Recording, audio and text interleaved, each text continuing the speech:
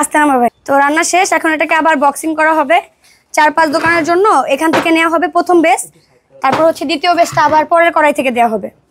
তো এই যে হাঁস রান্না শেষ, গরম গরম হাঁস। এখন এগুলো আমাদের দোকানে দোকানে চলে যাবে। এগুলোকে সবগুলো মেপে আমাদেরকে দোকানে দোকানে দিয়ে দিব আমরা। এখান থেকে সব দোকানে যায় মূলত। হ্যাঁ, এখান থেকে আমার লোক আছে, ওরাও করে দেয়, আমিও করে দিই। সময় থাকলে আমি করে দিই, সময় না থাকলে হচ্ছে ওরাও করে। এটা দিয়ে উঠাও। তো যারা হাঁসের মাংস খেতে চাচ্ছেন চলে আসবেন বউবাজার শ্বশুরবাড়ি, জামাইবাজার শ্বশুরবাড়ি, মেট্রো রেলের পাশে 40-41 নম্বর পিলার, ওখানে হচ্ছে জামাইবাজার শ্বশুরবাড়ি। ওখানে আসলে আপনারা লাঞ্চের আইটেমও পাবেন। আর 50-51 নম্বর পিলারের ওখানে হচ্ছে বউবাজার শ্বশুরবাড়িতে চলে আসবেন। স্মেলে আমি হাঁসের মাংস খাই না, বাট এটার স্মেলটা এত মানে বেশি ভালো লাগতেছে।